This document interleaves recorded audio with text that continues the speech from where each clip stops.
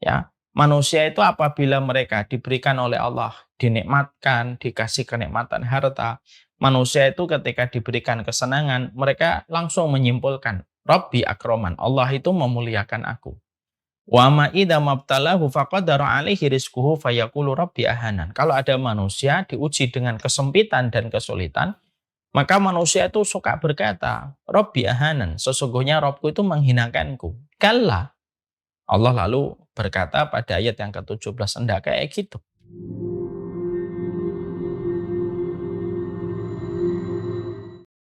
Tidak ada hubungannya dengan harta.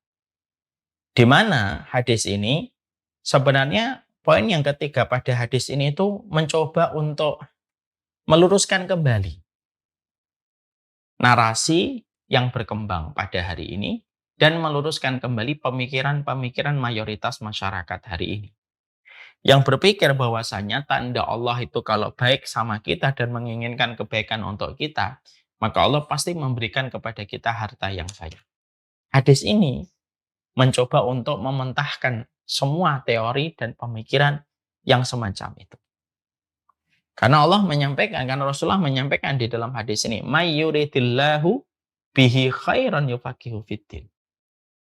Barang siapa yang diinginkan oleh Allah di dalam kebaikan, Allah fahamkan dia tentang agama. Poin yang ketiga adalah berarti bahwasanya hadis ini secara langsung ataupun tidak langsung berdiri kokoh untuk menghadang satu kesimpulan sebagian besar masyarakat, sebagian besar muslim yang menganggap dan mempersepsikan bahwasanya tanda kemuliaan Allah kepada manusia itu adalah harta yang berlimpah.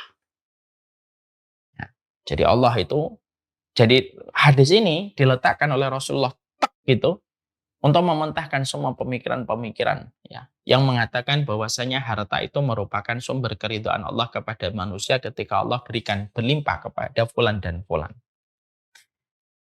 Karena pemahaman masyarakat hari ini mungkin karena akses dari dampak paham materialisme dan kapitalisme yang hari ini luar biasa kuat pada kehidupan masyarakat, yang menyebabkan akhirnya masyarakat kita itu berpendapat, kalau ada seseorang diberikan harta yang banyak, berarti Allah itu baik sama dia. Kalau kita menjumpai dan mendapati bahwasanya kalau Allah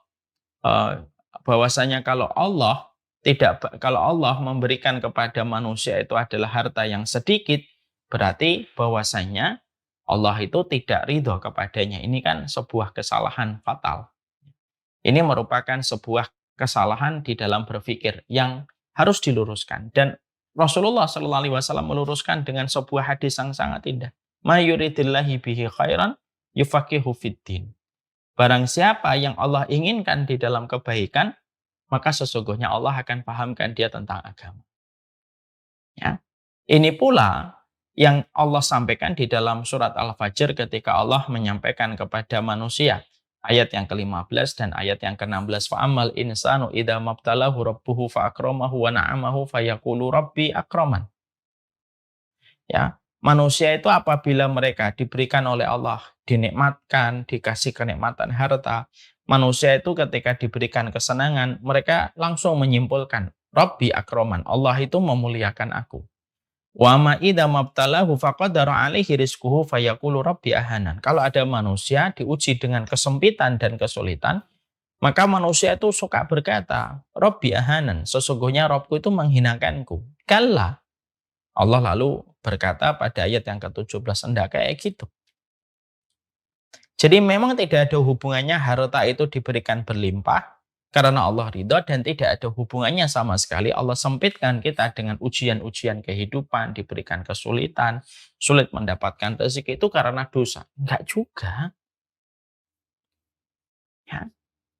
Jadi memang betul-betul hadis ini betul-betul menyadarkan kita, memberikan kepada kita shock terapi bahwasanya ridhonya Allah itu tidak ada hubungannya dengan hartamu. Nggak ada hubungannya dengan hartamu. Karena memang nggak ada hubungannya ridhonya Allah itu dengan finansial dan material yang kamu bisa kumpulkan pada hidupmu. Makanya Allah jelas mengatakan pula selain pada surat Al-Fajr ayat 15 dan 16, Allah juga katakan kembali pada surat Al-An'am 44. ketika Allah itu mengatakan bahwasanya bahkan terkadang harta itu digunakan oleh Allah untuk memberikan hukuman kepada orang yang telah berpaling dari peringatan Allah. Jadi Allah itu kalau menghukum manusia, tidak selalu memakai hal-hal yang selama ini dipersepsikan oleh manusia. Bahwasanya menghukum itu dengan air yang menjadi tsunami, dengan angin yang memorak-porandakan, dengan banjir, dengan gempa. Bukan itu. Bukan itu saja. Tapi Allah itu kalau ternyata ingin menghukum manusia, itu salah satu di antara bentuk hukuman Allah itu apa? Allah mengirimkan kepadanya itu harta yang banyak. Ya, makanya Allah menyampaikan di dalam surat Al-An'am 44 kan, ketika Allah mengatakan, fatahna alaihim abwaaba kulli syai'in hatta idza farihu bima utu akhadnahum baghtatan fa idahum mublisun.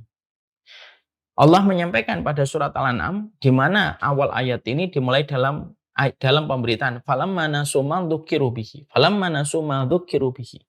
Kalau manusia sudah lupa terhadap peringatan yang diberikan kepada mereka, dibukakan pintu-pintu, fatahna alaihim abwaaba kulli syai'in, akan dibukakan kepada mereka pintu-pintu segala sesuatu dari urusan dunia.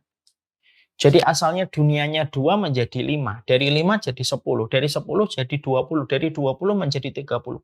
Uang itu betul-betul ngalir kayak air. Betul-betul banyaknya luar biasa. Karena apa? Allah mengatakan fatahna ali abwaaba kulli syai'in. Allah menyebutkan itu di ayat tersebut tidak menyebut dengan kata babun, tapi abwaaba kulli syai'in. Allah bukakan pintu-pintu yang banyak dari segala sesuatu yang menjadi sumber kesenangan hidupnya. Nah, ini sekaligus pula untuk meluruskan kepada pemikiran-pemikiran sebagian muslim yang mengatakan bahwasanya harta itu tanda ridho Allah kepada manusia.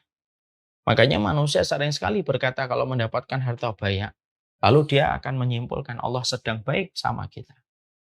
Kalau nanti hartanya tiba-tiba mendapatkan turbulence, mendapatkan goncangan, lalu berkata, wah Allah sedang benci sama kita dan menghinakan kita. Enggak sama sekali.